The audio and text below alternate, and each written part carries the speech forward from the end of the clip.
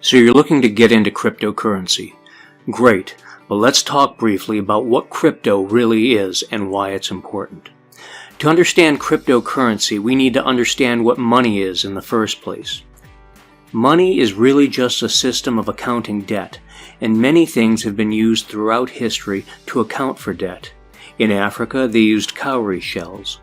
Until 1694 in England, they used pieces of wood called tally sticks. In Fiji, they used whale teeth. In colonial Virginia, they used tobacco leaves. Now, these monetary systems work perfectly well within closed economies where trust is high. However, in markets that cross regional borders, trust becomes lower, and so gold, being a commodity that is universally valued, becomes used. Gold has been considered to be the only thing of real value since the growth of international commerce a few hundred years ago. Traditionally, the problem with gold is that it's heavy to carry. So people would deposit their gold at the goldsmiths and get a receipt. People would then start trading these receipts as if they were the gold itself. So, ultimately, the thing that gives money value is trust. Trust that whatever you give me represents something of value equal to what you want from me. In a closed economy, John knows that the piece of wood or cowrie shell Pedro gives him is good enough to hand off to Salim. The thing that originally gave paper money value was that people trusted in the gold that backed it up. But soon the goldsmiths realized that not everyone came back for their gold at the same time, and so they could lend out more receipts than they had gold on hand to back up. And, beside lending out money that they didn't have, they also made interest on the imaginary money that they lent out. This is called fractional reserve banking, and this is the foundation of our global financial system today. Then, in 2008, the global housing crisis was caused by banks lending out much more money than they had gold reserves to back it up. This is an oversimplified explanation, but basically they were lending out money that had no value.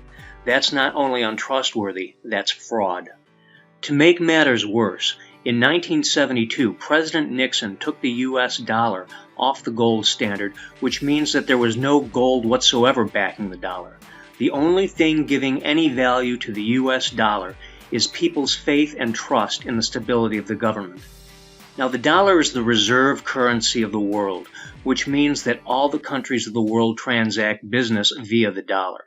However, the US dollar isn't even a US dollar. It's a Federal Reserve note. This is because the US government doesn't control its own money supply, but allows a private company called the Federal Reserve to, and they charge the US government interest for using their money. This causes a never-ending upward spiral of inflation because a Federal Reserve note is an instrument of debt. Basically, it's an IOU, and the US government is in debt to the Federal Reserve Bank for trillions of dollars and growing. So the moment enough people lose faith in the US government, the dollar will collapse and take the world economy with it, because what goes up must always come down. So where's the trust now? The nice thing is that over the course of history, the use of gold versus other things to account for debt moves back and forth from one end to the other. And in the same year as the housing crash, the first cryptocurrency was invented called Bitcoin. This solved the trust issue in accounting for debt because cryptocurrency runs on a blockchain. Now, blockchains are digital ledgers where each record in the list of the blockchain's chain is called a block. A blockchain is basically a database where each entry is linked to the previous and next entry.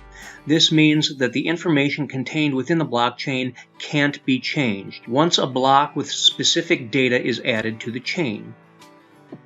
Because of their design, blockchains are virtually impossible to modify or alter, which gives blockchains the ability to record transactions between different parties accurately.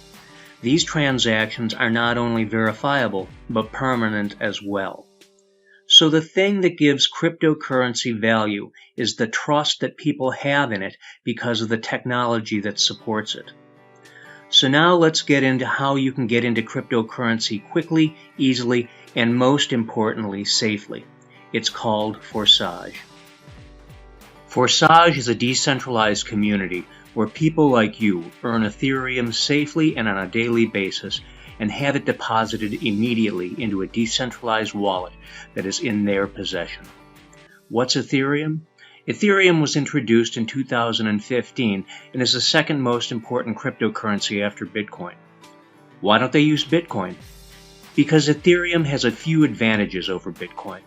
The first is that Ethereum can be used to build a decentralized autonomous organization, or a DAO. A DAO is a fully autonomous organization without a leader. This is what Forsage is. The benefit of this is that no person is in control, so the organization can't be manipulated like money issued from a central bank. This is important because no one owns Forsage. No one can steal all of your money, and no government agency can come in and shut it down. The second advantage Ethereum has over Bitcoin is that a third party can't make any changes to the data. The system is tamper and corruption proof. This is because Ethereum is built based on a network formed around a consensus and, as a result, makes censorship impossible. The last benefit Ethereum has over Bitcoin is that it has a much more robust smart contract element. What's a smart contract? Smart contracts are computer programs that basically say, if you do this, I'll give you X amount of money. And the money is transferred only when all the stipulations of the contract are met, so that you can be sure that you got what you paid for. This is done without having to go through a third party like PayPal. Now let's get back to Forsage.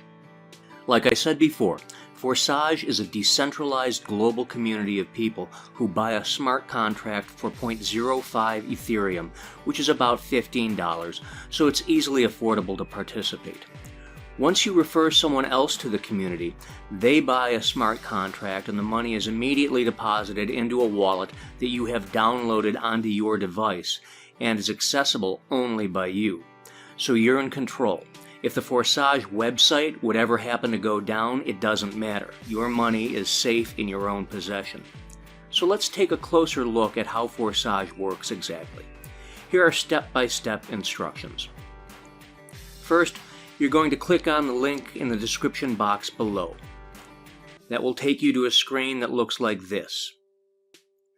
When you click the register button, you'll be asked to download and fund a MetaMask wallet. This will be installed on your device so that you are in complete control of your funds. You can follow the easy 3-step process outlined as you scroll down the registration page. Once you have funded your MetaMask wallet and purchased your 0.5 Ethereum, you'll be able to see your dashboard, which looks like this. You'll see that your purchase was split into 2 contracts. 0.025 Ethereum goes to X3 and 0.025 Ethereum goes into X4. In the X3 program, you bring in 2 customers and the money from their smart contract purchase goes to your wallet, so you've made up your initial investment. The money from the purchase of the 3rd customer goes to the person who sponsored you, but he's under you just like the other 2 customers. Once you have 3 customers underneath you, that level closes and you reinvest in the next level. With each level you reinvest in, you're making more Ethereum. In the X3 program, you're working on your own, but in the X4 program, it's a team-sponsored matrix, so you can receive spillover from above and below. This is how some people are earning big passively with Forsage. Now, the first 2 customers in the X4 program go to you, but the payment goes to the person who sponsored you. The money from the next 3 customers goes to you. The payout for the 6th customer is the closing slot, and it also makes a reinvestment, buying you the same slot again, and the payment of 100% is transferred to your sponsor. That's it in a nutshell. So the more people you help introduce to Ethereum, the more money you'll make. There's no time limit, so you can take as long as you want, or you can go as fast and furiously as you want. But, of course, the faster you go, the more money you'll make.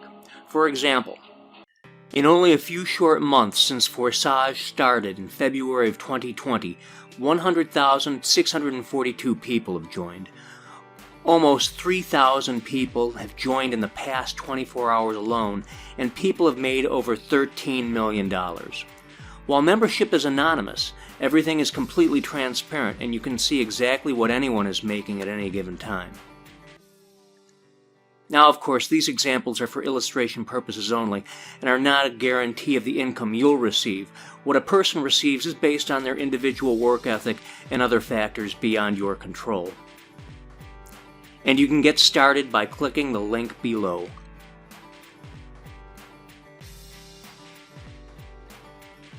If you feel uncertain of your ability to attract customers to the community, that's understandable.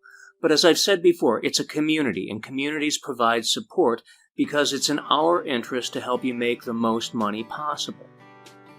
Once you've joined Forsage, you can join our Facebook page, where you can download marketing and training material, as well as ask and answer questions.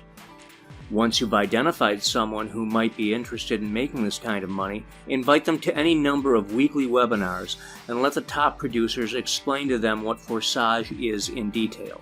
See the description box below for all our webinar information.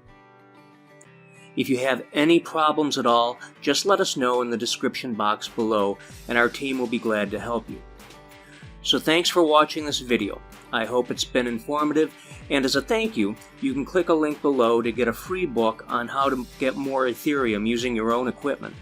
Thanks again, and please share this video with everyone you care about, because the next financial crisis is eventually coming, and it'll be better to be prepared when it happens than to be left scrambling trying to make things happen when it does.